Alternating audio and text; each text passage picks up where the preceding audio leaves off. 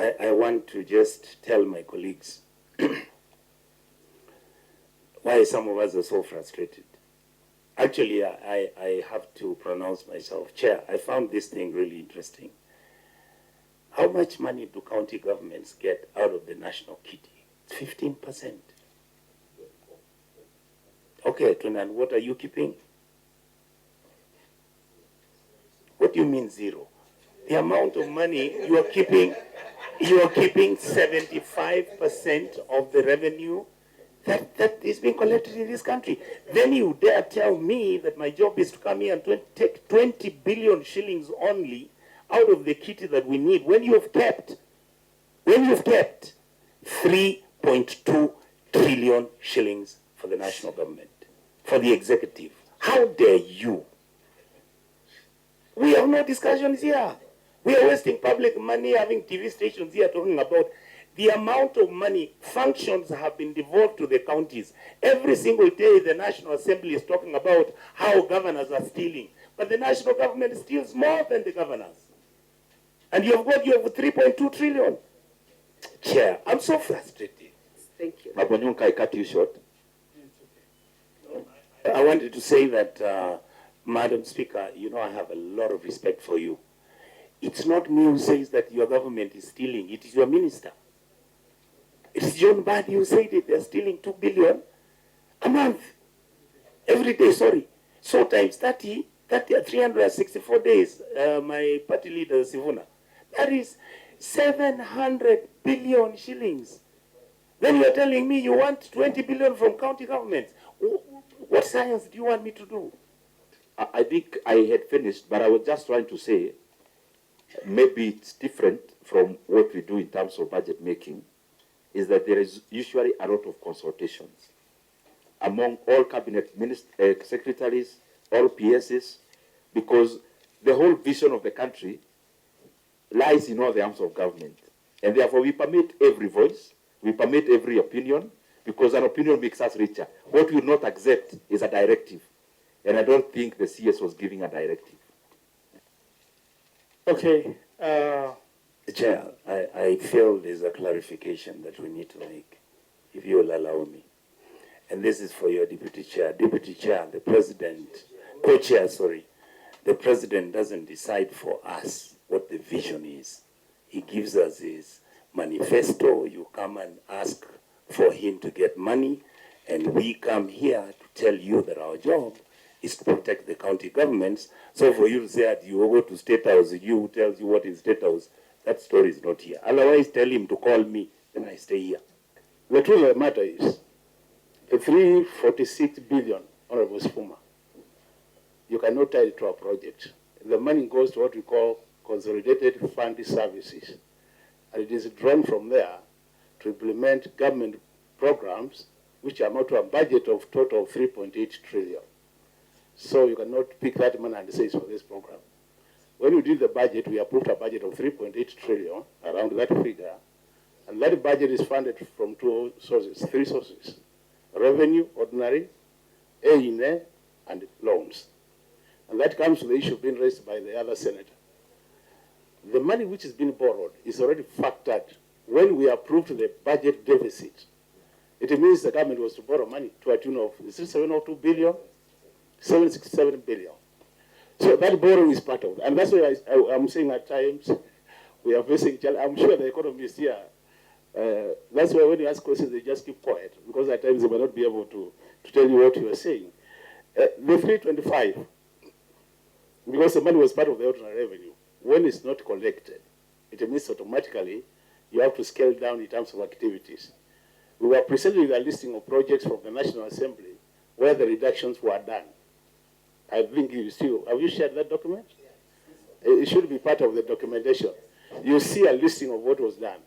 So, and I think co-chairs, the issue which we need to address, as I said earlier, you have a financing deficit of 346. The national government has taken 325, as we said. We are requesting the senators, through the senators, the county to accept to take a reduction of their programs and projects of 20 billion. 325 from the national government, 20 from the county. Now, if the senators believe that by taking 325 as a national government, it's not good enough, and you want the national government, because we are saying this year is unique, Honorable Senator Sifuma. This year is very unique. We don't have a finance bill. Next year, we are likely to have a finance bill. We have also seen attempts where the National Treasury is out there through our finance committee doing public participation. If the public do accept that we collect additional 172 billion, that means already this deficit we are discussing will now be reducing from 346 to minus 172 to something less than 200. And we are saying, if that happens, we are not blind. And I did indicate the other day, some of us seated here, we have ambitions to become governors. So we would want to cut the budget for governors. But we are saying, can we be realistic that this unique financial year, where we are facing challenges as a country because we don't have a finance bill, that we allow this 20 billion, and you can put a caveat subject to, if there is an additional collection from what we have agreed, then the money could also be reverted back to the counties. That was the argument. Otherwise, you all agree counties require more money. If I were the one, I would be giving them 700 billion because that's what CRA, Commission of Revenue Allocation, has proposed, 701 billion to the counties. But the reality on the ground, can you give that money? If you want us to go back to borrowing, and we all know what is happening in this country because of borrowing, it's a subject for another day. Because I don't think any Kenyan would want to say, borrow more to give money to counties. It will look very awkward. Because some of the things they are doing are recurrent. Do you want to borrow really to go and fund recurrent expenditure? These are the issues. So that's when you see us who are finance people keeping quiet, that's our position. Thank you, Mr. Chairman. And the agreement is on the principle that, you know, just like employees in labor law, when you employ a staff and you give him salary of X today, unless some catastrophic incident happens, you cannot give that employee less money suddenly.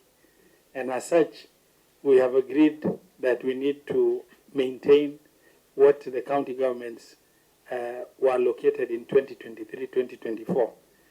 And because of inflationary considerations, and also realizing this financial year is an extraordinary financial year without a finance bill in place, and that has affected not only what we are discussing here, even the structure of government has changed because of the extraordinary circumstance that the political environment in this country has seen or within the current financial year.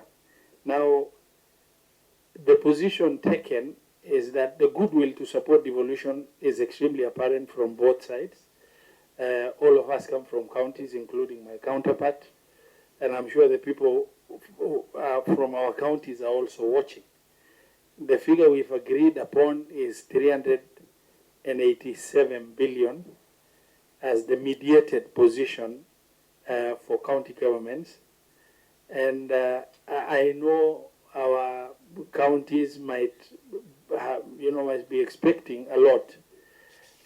Unfortunately, that a lot will be informed by reality. And reality has confined us to making this considered decision, having taken a lot of issues into consideration. And also, I must thank, the magnanimity of the members, and particularly members of National Assembly, on one issue, the cognizance of the fact that we are going on recess in 2 weeks, and we also have to pass CARA within the same 2 weeks in order to make sure we facilitate the funds flow to counties. Because the amending of DORA will give rise now to the green light for us to be able to start processing of CARA. And that requires, sincerely, it requires the goodwill of both houses. CARA has been returned with a memorandum from the President. It is the law. It's not the President. It's not the two houses of Parliament. That to pass CARA, now with this small amendment, it requires 2/3 majority in both houses to pass CARA, which really overemphasizes the need for us to have that goodwill between ourselves, the two houses of government, in order to make sure that we support our counties with resources.